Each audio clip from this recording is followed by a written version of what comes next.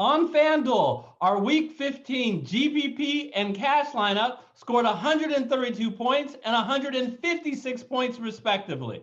We'll discuss it and get you ready for Week 16 with full cash lineups on FanDuel. And guess what? DraftKings too. All coming up next.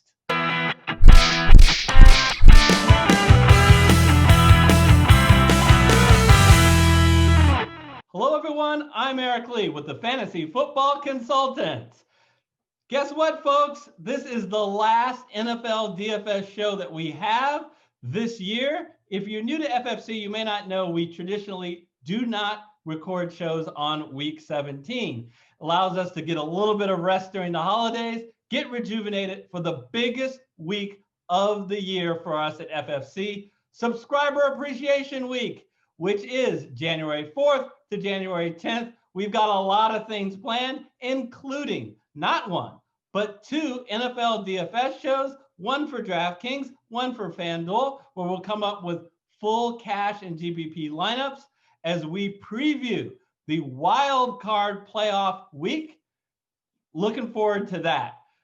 I'm going to give you more details later, but I can tell you now that another thing that we're going to be doing is offering free contests for our subscribers to win real money. Now, there is a limit to the number of people that can participate in these contests. So, as a tip, what you want to do is obviously make sure you're subscribed.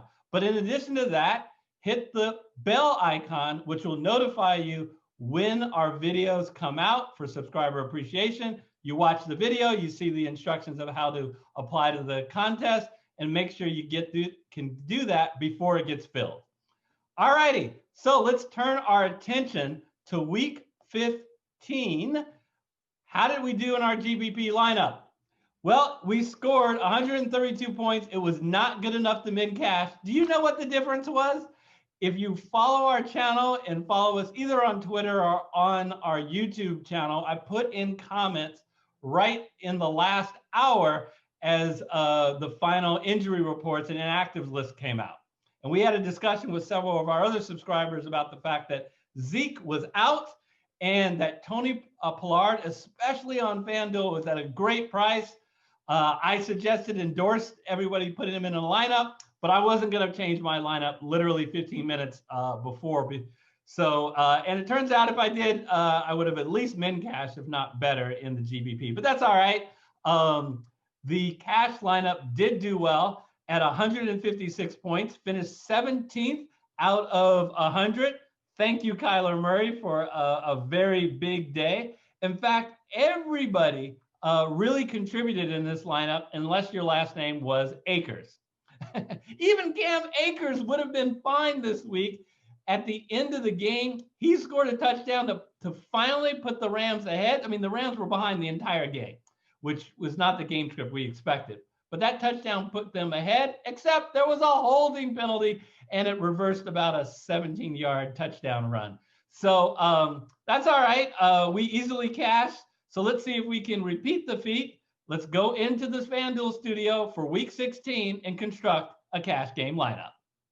All right, here at FFC, we always like to start with running back. And it's like going to a store and knowing exactly what you want. I want to get me a Derrick Henry or a Dalvin Cook in great matchups. And as long as FanDuel isn't absurd price gouging, I don't care how much they charge me. Well, guess what? There is no Dalvin Cook. There is no Derrick Henry on this slate. There is no Christian McCaffrey because he's not going to play. And if you don't count Nick Chubb, the most expensive back is only $7,800. And guess what? We're not going to go with Nick Chubb. We're going to go with the $7,800 back, David Montgomery. We're not late to this train. We have been singing the praises of David Montgomery in each of the last 3 weeks. The Bears are who we thought they were. Yeah, the Bears were who we thought they were. More importantly, David Montgomery was who we thought he was.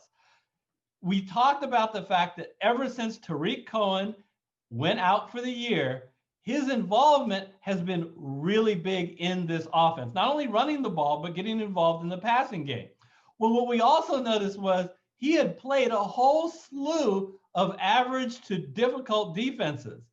And then when the script changed, where he was facing defenses that weren't good, especially defenses against the run, he has blown up. And there's no reason to get off the train this week, because here comes the Jacksonville Jaguars, who on defense cannot stop anybody.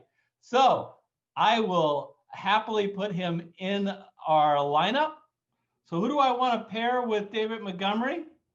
Well, I'm surprised that FanDuel disrespects this guy by only pricing him at $6,400, Le'Veon Bell.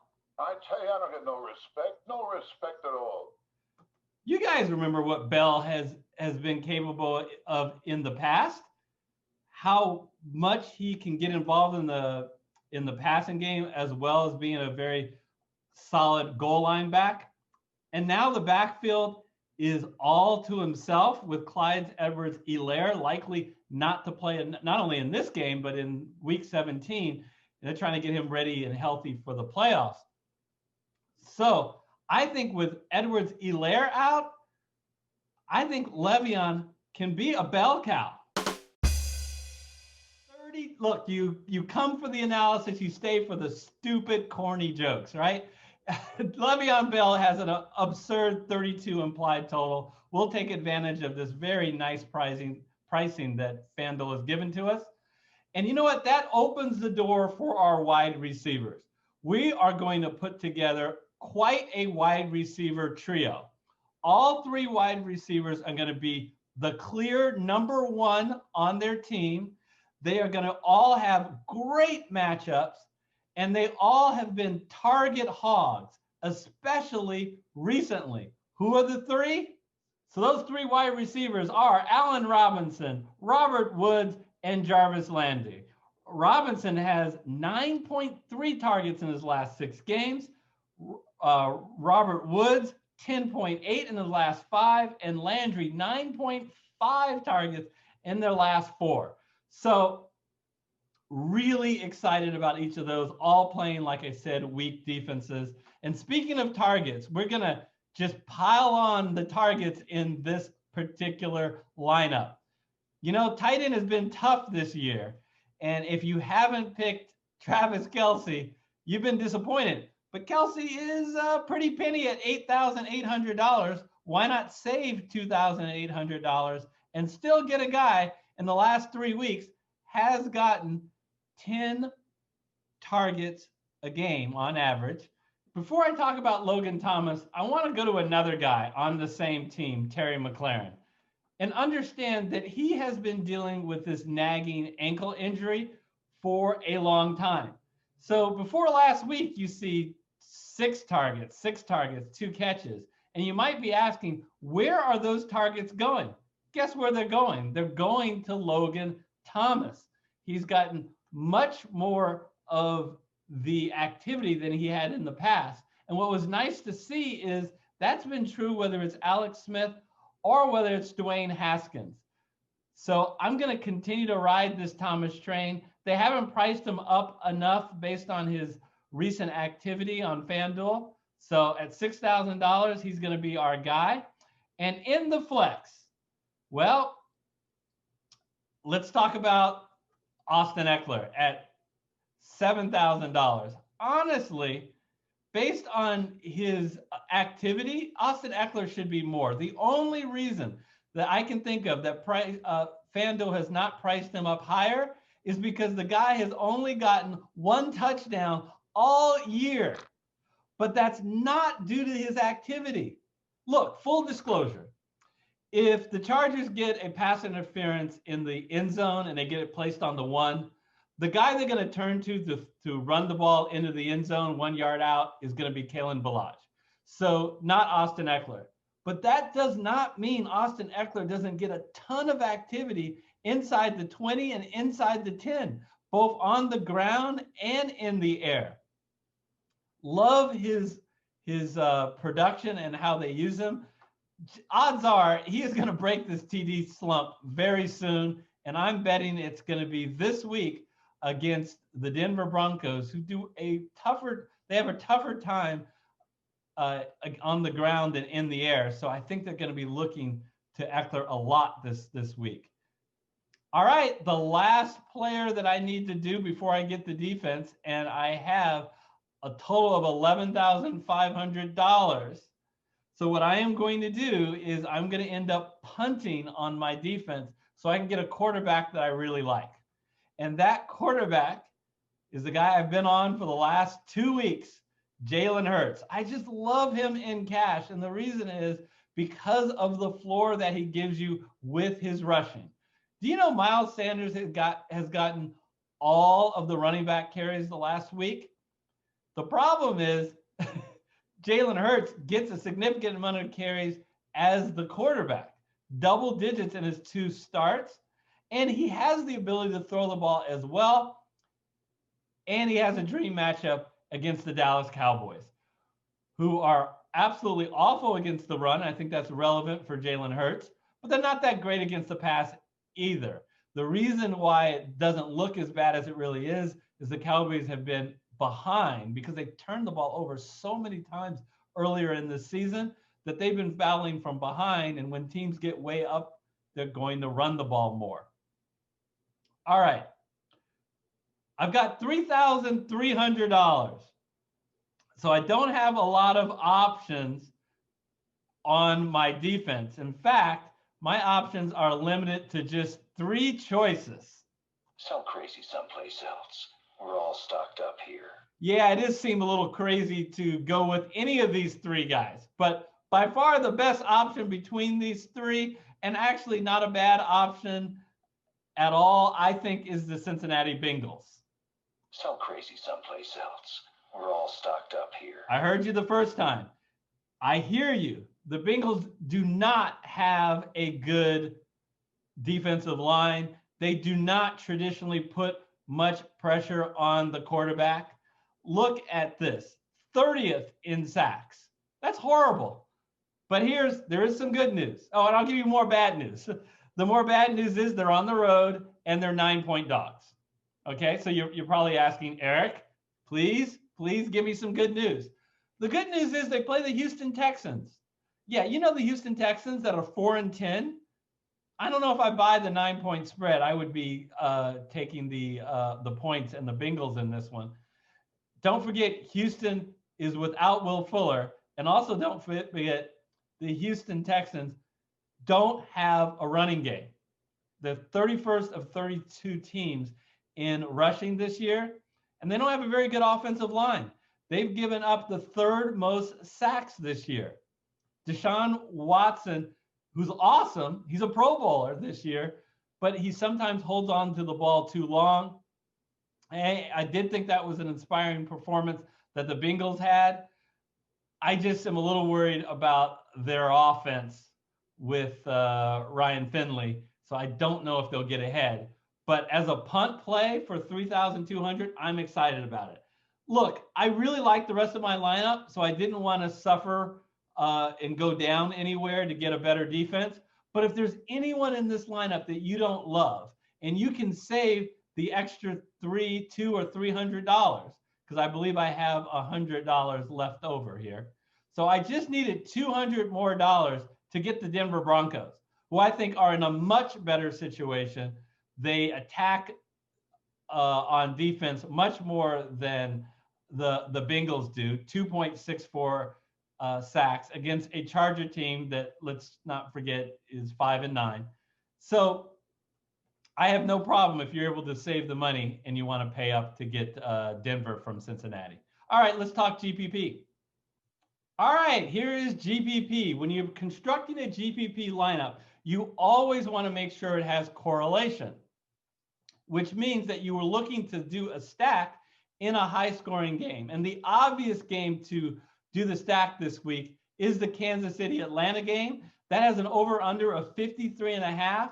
That's 4 points more than the next highest over-under on the main slate. And you never can go wrong with Patrick Mahomes to Tyreek Hill. The only thing with that is it's very expensive. So the one thing I want to be absolutely certain of is that Tyreek is 100% for this game. Now, he has a hamstring issue, so it's something we're going to monitor all week and make sure that not only that he's playing, but that we're comfortable that he's 100%. If I even have an ounce of uncertainty that he's going to be playing or is 100%, I'm taking Tyreek out. And guess who I'm going to put in? I'm going to put in his running mate at wide receiver, Sammy Watkins, who on DraftKings, he is really low priced for his value at only $5,500 is my memory. See if I'm right. No, it's $5,400. McCole Hardman is $5,500. I'd rather have Sammy Watkins at $5,400. And that really frees up some salary to spend elsewhere. Now, running it back the other way is going to be Russell Gage and Ito Smith. Let's first talk about Russell Gage. I only want Russell Gage if Julio Jones is out. If Julio Jones plays, well, then I'm going to get Gage out, and maybe I'm going to work to try to get Julio Jones in my lineup. Ito Smith is an attractive option given his price at only $5,000. And the bad news for Todd Gurley is that Ito Smith is going to be the lead runner in a game, again, that I think a lot of points are going to be scored. I've got him in my lineup. I already talked about Robert Woods and why I like him and David Montgomery. So let's talk a little bit about Austin Hooper. Austin Hooper at only $5,100 is truly a bargain. And guess what? He faces the team that is dead last against tight ends. And by the way, that same team does a better job, the Jets, versus the run versus the pass. And I love the fact that he's got a ridiculously high implied total in this one.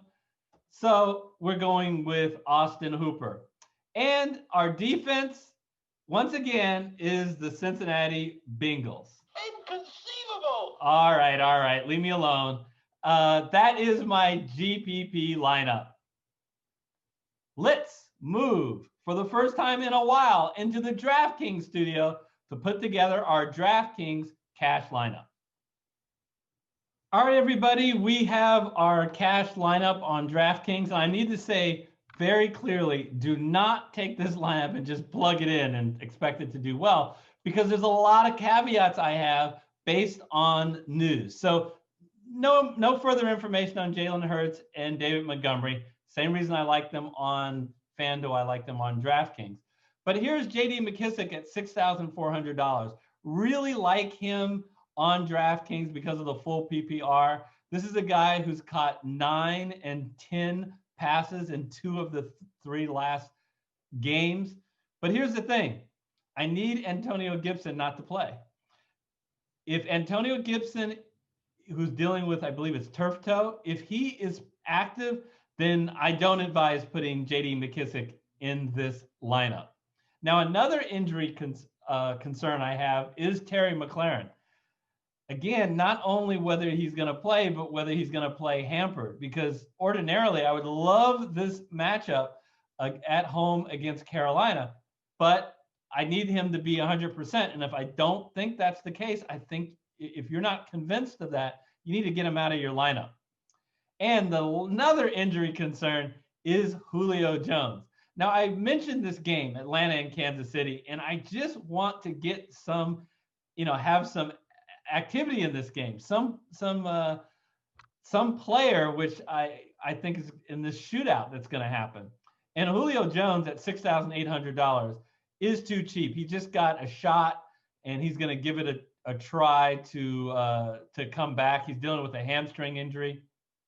So you just got to watch those news, that bit of news. Now, let's suppose that Antonio Gibson plays and Julio Jones doesn't play.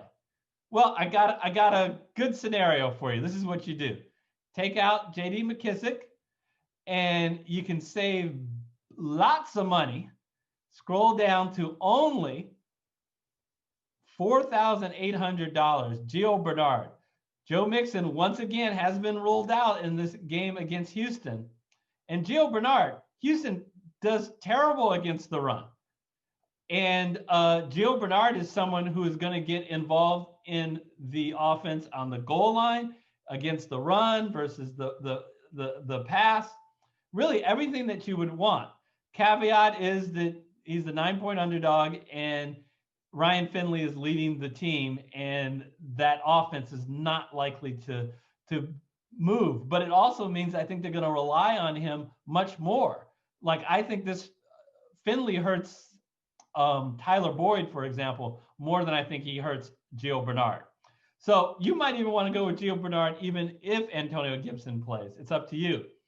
But that frees up cash for us to take out Julio Jones if Julio Jones is not playing, and get Calvin Ridley, who will be the clear #1 wide receiver if Julio Jones doesn't play.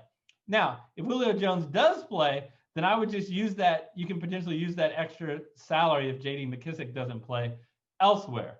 All right. The deal with McCall Hardman and Dallas Goedert is they're way too cheap for FanDuel. It's just a mispricing based on their role in the offense. Hardman had 9 targets last week, and Goddard has had really consistent targets over the last 4 or 5 weeks, and he gets targeted around the goal line. And both of them are in fantastic matchups. Atlanta, one of the worst pass defenses in all of football, and Dallas is one of the worst defenses, period, in all of football. I already talked about Le'Veon Bell, and the last person, our entity that we need to talk about in this lineup is the Houston Texans. And once again, I think DraftKings blew it on the price. I think the Texans are too cheap at $2,800.